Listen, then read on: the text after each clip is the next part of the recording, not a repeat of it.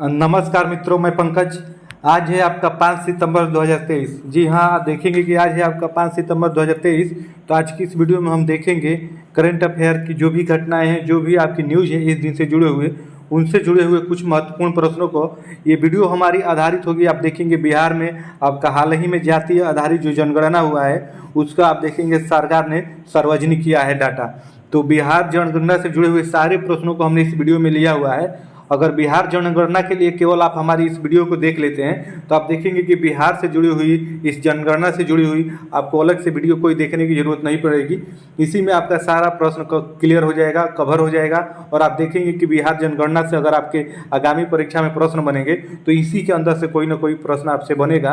तो स्पेशली बिहार जनगणना ये आधारित हमारी 5 सितंबर की ये वीडियो होने वाली है। तो आप वीडियो में हमारे बने रहिए, आप थोड़ा सा समय निकाल के इसको देख लीजिए, क्योंकि आप देखेंगे आगामी अब किसी भी परीक्षा में बिहार जनगणना से आपके काफ़ी प्रश्न आपके रहने वाले हैं। तो इसलिए टॉपिक आपके लिए महत्वपूर्ण हो जाता है और इस छोटी सी वीडियो में आपका ये टॉपिक अच्छे से कवर हो जाएगा।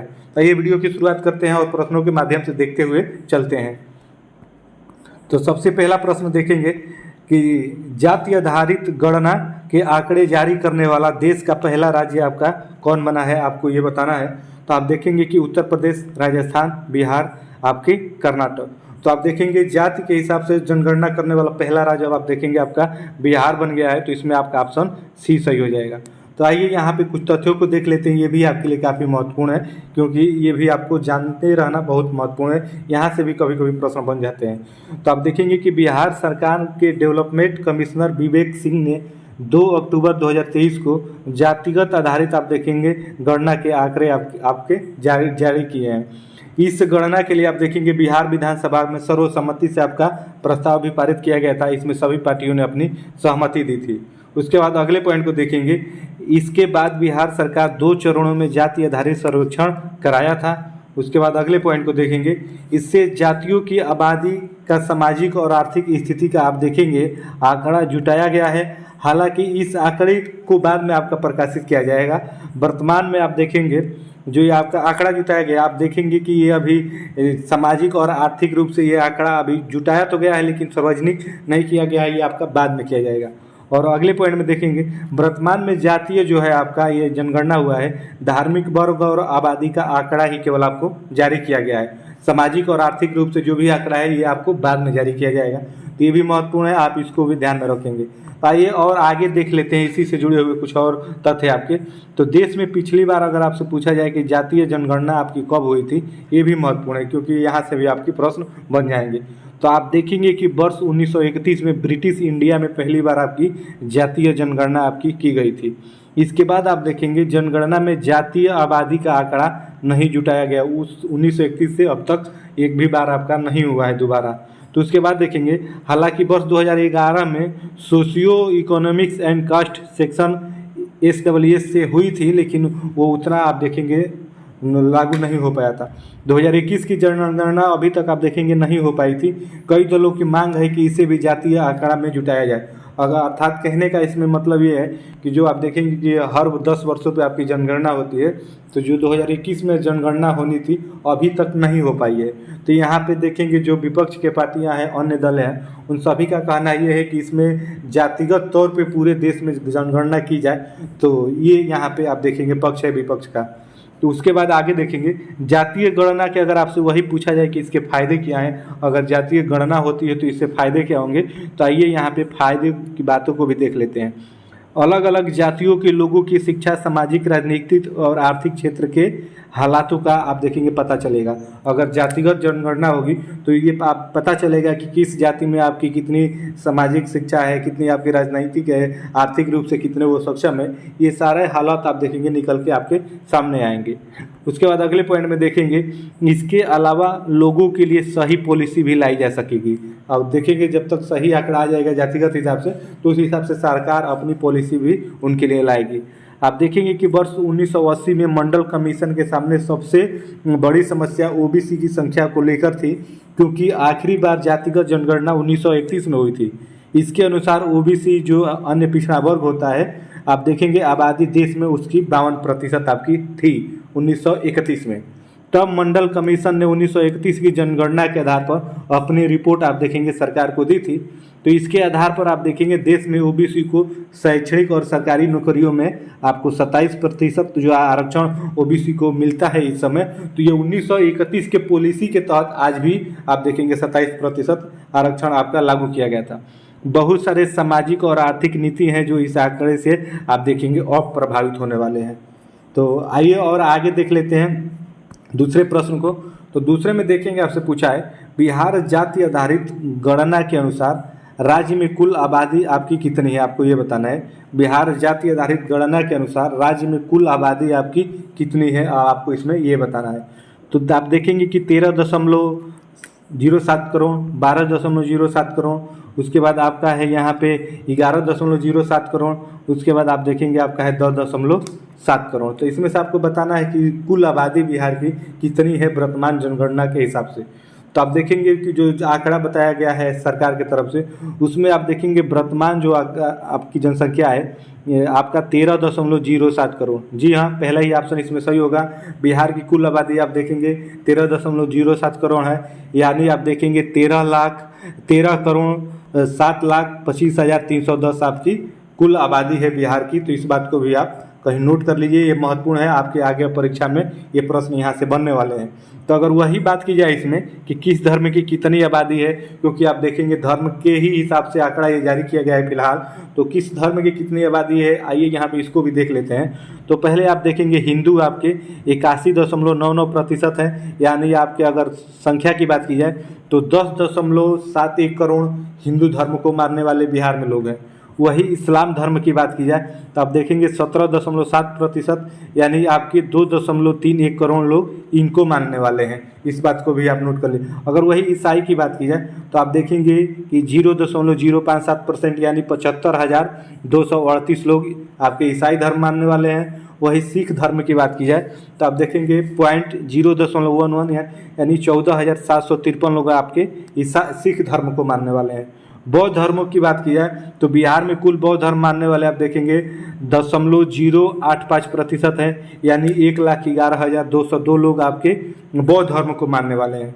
वही जैन धर्म की बात की जाए तो आप देखेंगे कि 0.0096%, यानी 12,500 आपके 23 लोग आपके जैन धर्म को मानने वाले हैं। और अन्य धर्म को मानने वाले लोगों की संख्या आप देखेंगे कि 0.1274% है, यानी 1,66,566 लोग अन्य धर्म को मानने वाले हैं। और कोई धर्म को न मानने वाले की संख्या आप देखेंगे 0.0016 है, यानी 2146 लोग हैं जो किसी भी धर्म को नहीं मानते हैं। तो आप देखेंगे कि जात धर्म के हिसाब से ये आपका आंकड़ा बिहार सरकार ने ये जारी किया है। तो ये भी आपसे कहीं प्रश्न बन जाएगा, तो इसको भी आप स्क्रीनशॉट ले लीजिए, कहीं नोट कर लीजिए, यहाँ से भी आपके प्रश्न और परीक्षा में रहने वाले हैं। तो ये भी महत्वपूर्ण है। आइए आगे बढ़ते हैं और आगे देखते हैं तीसरे प्रश्न में। तो तीसरे प्रश्न में देखेंगे, आपसे पूछा है बिहार जाति आधारित गणना के अनुसार हिंदू धर्म की आबादी राज्य में आपकी कितनी प्रतिशत है। आपको ये बताना है जो बिहार जाति आधारित जनगणना हुई है इसके हिसाब से हिंदू धर्म की कुल आबादी आपकी बिहार में कितनी है। तो आपको ये बताना है 81.99%, 78.97%, 66.05%, 57.7%। तो बिहार राज्य में जातिगत जनगणना के हिसाब से हिंदू धर्म के मानने वाले लोग कितने हैं आपको ये बताना है। तो आप देखेंगे कि जो आपका 81.99% है, तो आप देखेंगे कि बिहार में अब हिंदू धर्म को मानने वाले आपके 82% के आसपास में आपके लोग हैं, मोटा मोटी आप इतना मान के चलिए। एग्जिट अगर डाटा देखेंगे तो 81 आप देखेंगे 99% हिंदू धर्म को मानने वाले बिहार में लोग हैं। आप देखेंगे कि बिहार में हिंदू धर्म को मानने वाले कुल जनसंख्या आपकी 10.71 करोड़ है। जी हाँ, यहाँ पे आप ये आंकड़ा देख लीजिए। कुल जनसंख्या आपका 13 करोड़ के आसपास में है बिहार का, उसमें से आप देखेंगे 10 करोड़ के आसपास में लोग केवल हिंदू धर्म के लोग हैं। तो ये भी आंकड़ा आपके लिए महत्वपूर्ण है, इसको भी आप कहीं नोट कर लीजिएगा। आइए आगे बढ़ते हैं और अगले प्रश्न को देखते हैं। अगले में देखेंगे, आपसे पूछा है बिहार जाति आधारित आप देखेंगे गणना के अनुसार राज्य की आबादी का कितना प्रतिशत लोग इस्लाम धर्म की आबादी के हैं, आपको इसमें ये बताना है। अर्थात इस्लाम धर्म की आबादी के लोग कितने प्रतिशत हैं बिहार में, आपको ये बताना है। इसमें आप देखेंगे आपके ऑप्शन है 40.56%, 30.03%, 20.08%, 17.7%। तो आपको बताना है कि इस्लाम धर्म को मानने वाले बिहार में कितने लोग हैं अब। तो आप देखेंगे कि ये आपके 17.7% लोग हैं जो जातिगत जनगणना का आंकड़ा आया है उसके हिसाब से। तो बिहार में इस्लाम धर्म को मानने वाले कुल जनसंख्या आप देखेंगे तो 2.31 करोड़ है। यानी आप इसमें आप देख सकते हैं 2 करोड़ के आसपास में लोग बिहार में इस्लाम धर्म को मानने वाले हैं। ये भी आप कहीं नोट कर लीजिएगा, महत्वपूर्ण है ये भी। तो यहाँ पे भी आप देख सकते हैं इस्लाम धर्म को, पीछे भी मैंने बताया है, यहाँ पे भी देख लीजिए किस धर्म की कितनी आबादी है आपको। तो हिंदी धर्म की आबादी आप देखेंगे 81.99, यानी आपका ये हो जाता है 10.7 करोड़, यानी 10 करोड़ मान के चलिए। इस्लाम धर्म को मानने वाले आपके ये 2 करोड़ के आसपास में। ईसाई को आप देखेंगे 75,000 आपके 238 लोग हैं ईसाई धर्म को मानने वाले। ऐसे ही यहाँ पे ये आंकड़ा आप देख सकते हैं, ये पीछे की स्लाइड में मैं आपको बता चुका हूँ, इसका आप स्क्रीनशॉट ले लीजिए, ये भी आपके लिए महत्वपूर्ण है। आइए आगे बढ़ते हैं और अगले प्रश्न को देखते हैं। तो अगले में देखेंगे, आपसे पूछा है बिहार जाति आधारित गणना के अनुसार राज्य में अति पिछड़ा वर्ग यानी ईबीसी कितना प्रतिशत आबादी है, आपको ये बताना है। जो आपकी ये जातिगत जनगणना हुई है उसके हिसाब से अति पिछड़ा वर्ग यानी ईबीसी के लोग आपके बिहार में कितने प्रतिशत है, आपको ये बताना है। तो 15.52%, 27.12%, 19.65%, 36.01%। तो बिहार जातिगत जनगणना में आपके अनुसार अति पिछड़ा वर्ग यानी ईबीसी के लोग कितने हैं, आपको इसमें ये बताना है। तो ईबीसी के लोग आप देखेंगे 36.01% है, तो इसमें आपका ऑप्शन डी सही हो जाएगा। अति पिछड़ा वर्ग ईबीसी की आबादी आप देखेंगे 4.70 करोड़ है, यानी आप देखेंगे 4,70,80,514 लोग हैं जो आपके ईबीसी में आते हैं, यानी अन्य पिछड़ा वर्ग में आते हैं। इस आंकड़े को भी आप कहीं नोट कर लीजिएगा, ये भी अब आपकी परीक्षा में आने वाला है। तो आइए ये आगे बढ़ते हैं और अगले प्रश्न को देखते हैं। तो अगले में देखेंगे, आपसे यहाँ पे पूछा है बिहार जाति आधारित गणना के अनुसार राज्य में पिछड़ा वर्ग जो आपका बीसी है, बीसी की जनसंख्या कितनी प्रतिशत है, आपको बताना है। यहाँ बीसी बताना है, पिछड़ा वर्ग जो है उसको बताना है। तो आप देखेंगे यहाँ पे आंकड़ा आपका दिया हुआ है 15.52%, 27.12%, 19.65%, 36.001%। तो बिहार में पिछड़ा वर्ग यानी बीसी की जनसंख्या कितनी प्रतिशत है, इसमें आपको ये बताना है। तो आप देखेंगे 27.12% आपकी अब बीसी की जनसंख्या है वर्तमान आंकड़ा के अनुसार। तो इसमें अगर टोटल आबादी की बात करेंगे तो आप देखेंगे कि 3.54 करोड़ यानी 3,54,63,936 लोग आपके बीसी वर्ग में है आपके बिहार में। ये आंकड़ा आपका अब सार्वजनिक कर दिया गया है। आइए आगे बढ़ते हैं और अगले प्रश्न में देखते हैं। तो अगले प्रश्न में देखेंगे, आपसे यहाँ पूछा है बिहार जाति आधारित गणना के अनुसार राज्य में कुल आबादी का कितना प्रतिशत आपका अनुसूचित जाति यानी एससी की आबादी है, आपको ये बताना है। आपके ऑप्शन यहाँ पे दिए हुए 15.52%, 27.12%, 19.65%, 36.01%। तो आपका यहाँ पे एससी की आबादी बताना है टोटल कितना प्रतिशत और बिहार में आपका है। ये देखेंगे 19.65% अब एससी की आबादी है बिहार में। अनुसूचित जाति की कुल आबादी आप देखेंगे 3.5 करोड़ के आसपास में है। आप मोटा मोटी ये समझ लीजिए, ये आंकड़ा आपके लिए महत्वपूर्ण है। इन प्रश्नों को आप कहीं नोट करते हुए चलिए। अगर इस वीडियो को आप अच्छे से एक बार देख लेते हैं, समझ लेते हैं, तो बिहार आधारित जो आपके जाति आधारित जनगणना हुई है इसके लिए आपको अलग से वीडियो देखने की जरूरत नहीं पड़ेगी, क्योंकि हमने इसमें सारा डाटा लिया हुआ है जो बिहार जनगणना से आपके परीक्षाओं में अब आगे बनने वाले हैं। तो आइए आगे बढ़ते हैं और अगले प्रश्न को देखते हैं। तो अगले में यहाँ पे देखेंगे, आपसे पूछा है बिहार जाति आधारित गणना के अनुसार राज्य में कुल आबादी का कितना प्रतिशत अनुसूचित जाति यानी एसटी है। बिहार में एसटी की संख्या कितनी है, आपको प्रतिशत में यहाँ बताना है। तो 1.68%, 27.12%, 19.65%, 36.01%। तो आबादी आपको एसटी का बताना है बिहार में टोटल कितनी है, टोटल आबादी का कितना प्रतिशत है। तो आप देखेंगे कि जो आपका 1.68% है, तो आपकी इतनी ही आबादी आप देखेंगे बिहार में एसटी की है। अगर वही कुल जनसंख्या की बात की जाए तो आप देखेंगे कि 21.99 यानी आप यहाँ पे 22 लाख मान लीजिए। टोटल एसटी की आबादी बिहार में आपकी 22 लाख है। ये आंकड़ा महत्वपूर्ण है, कहीं नोट कर लीजिए, परीक्षा में आगामी अब आपके बनने वाले हैं। आइए आगे बढ़ते हैं और ऐसे ही अगले प्रश्न को देखते हैं। तो अगले में देखेंगे 9वें प्रश्न में आपसे पूछा है बिहार जाति आधारित गणना के अनुसार राज्य में कुल आबादी का कितना प्रतिशत अनारक्षित अनारक्षी जो आपका EWS है वो शामिल है, कितना है आपको ये बताना है। जो अनारक्षी है आपका EWS बिहार में टोटल कितना है प्रतिशत में आपको ये बताना है। तो आप देखेंगे कि 1.68%, 27.12%, 19.65%, 15.52%। तो आपका EWS बिहार में टोटल कितना है आपको ये बताना है अभी फिलहाल आंकड़ा के अनुसार। तो इसमें आप देखेंगे कि 15.52% आपके EWS यानी अनारक्षी वर्ग के लोग हैं। अगर वही कुल जनसंख्या की बात की जाए तो कुल आबादी आप देखेंगे 2 करोड़, मान लीजिए 2.02 करोड़ आपकी EWS यानी अनारक्षी की ये टोटल जनसंख्या है। तो इसको भी कहीं नोट कर लीजिए, ये भी आपके आगामी परीक्षा में अब दिखने वाला है। आइए आगे बढ़ते हैं और अगले प्रश्न में से जाने से पहले इससे जुड़े कुछ और आंकड़े को देख लेते हैं जो ये भी महत्वपूर्ण है। किस वर्ग की कितनी आबादी है ये भी आप यहाँ पे एक ही स्लाइड में देख लीजिए जो आपके लिए काफ़ी महत्वपूर्ण है।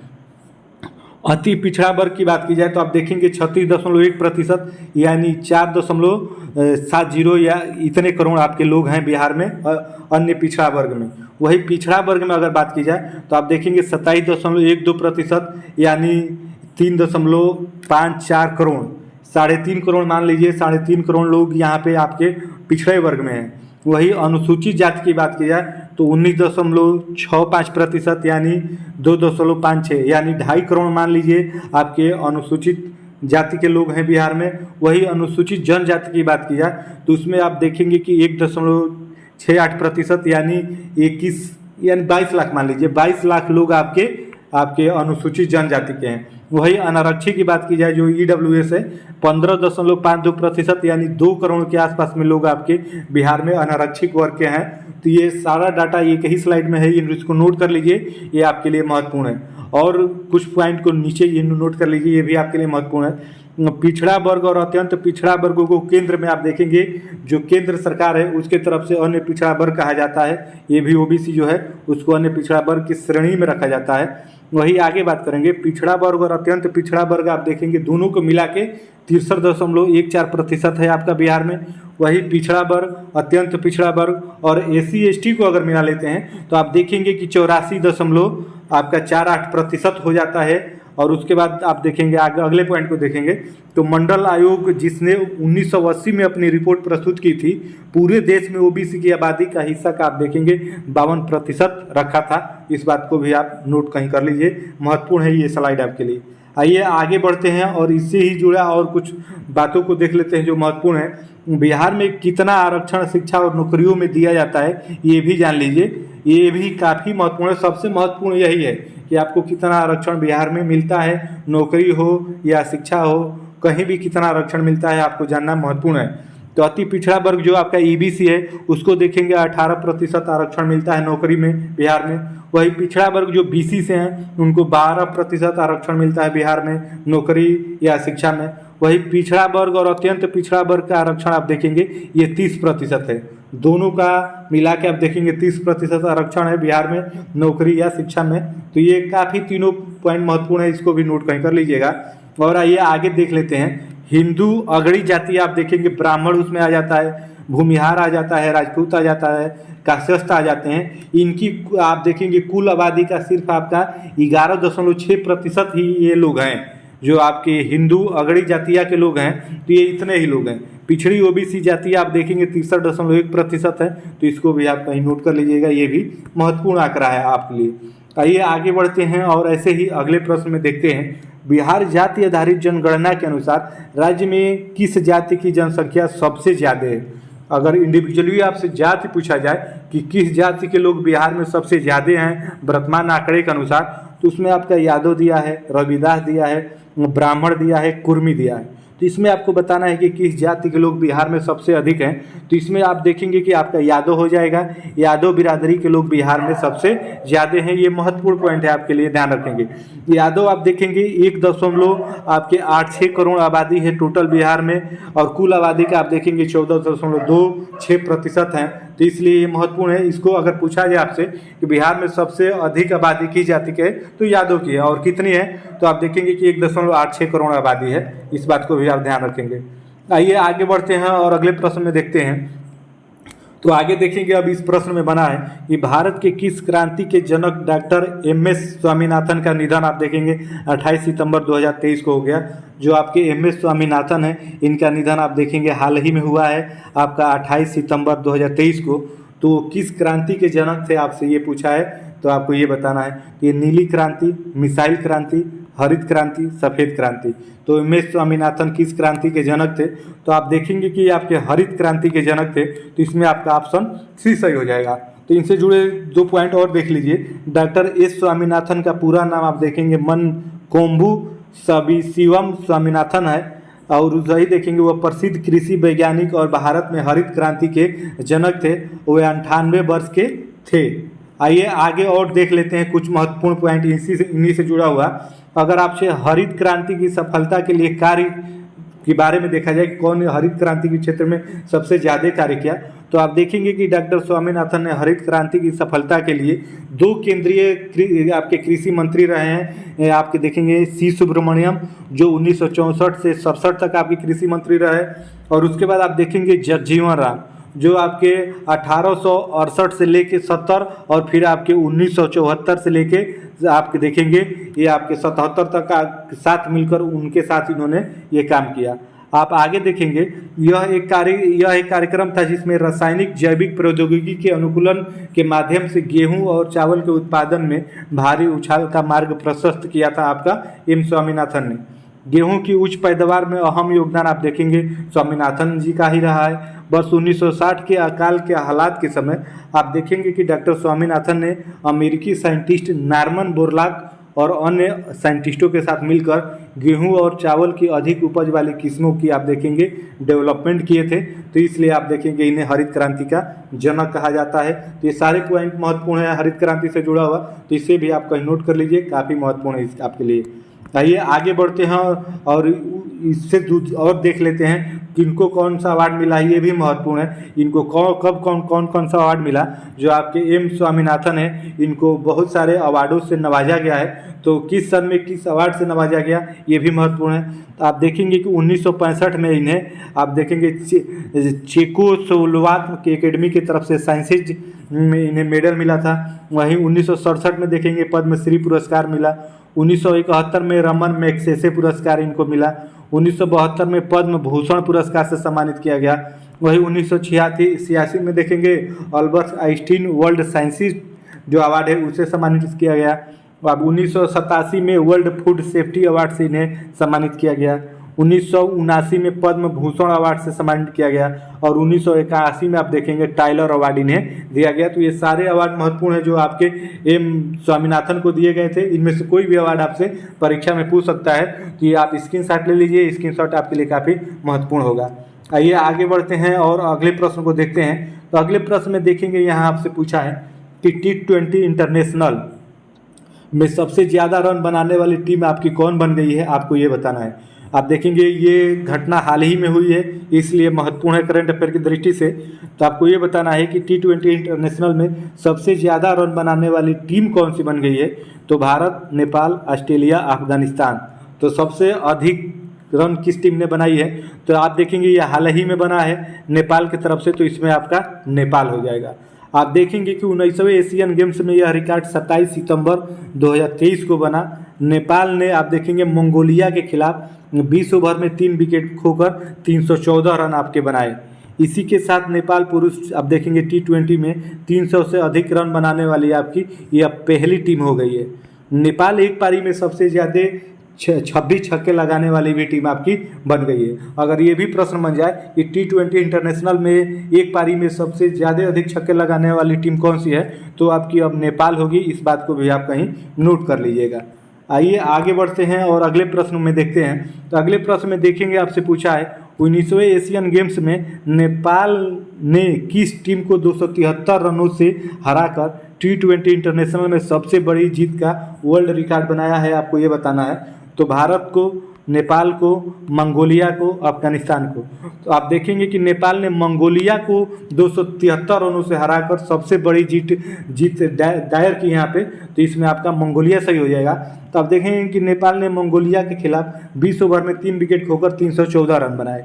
जवाब में मंगोलिया देखेंगे 13.1 ओवर में 41 रन पे आपका ऑल आउट हो गई, तो जिसके कारण 273 रनों से आपका नेपाल ये मैच जीत गया। आइए आगे बढ़ते हैं और अगले प्रश्न में देखते हैं। तो अगले प्रश्न में देखेंगे 14वें में आपसे पूछा है, T20 इंटरनेशनल में किस खिलाड़ी ने सबसे तेज हाफ सेंचुरी बनाकर भारतीय खिलाड़ी जो आपके युवराज सिंह हैं उनके रिकॉर्ड को तोड़ा है, आपको ये बताना है। युवराज सिंह ने, आपको पता है कि वर्ल्ड कप के दौरान 2007 के 12 गेंदों में आपका 50 रन बनाए थे। तो उनके रिकॉर्ड को किस खिलाड़ी ने सबसे तेज हाफ सेंचुरी बना के तोड़ा है, आपको उसका नाम बताना है। ऋतुराज गायकवाड़, दीपेंद्र सिंह एरी, कुशल मल्ला, शिवम दुबे। तो आप देखेंगे कि नेपाल के ही हैं आपके दीपेंद्र सिंह एरी।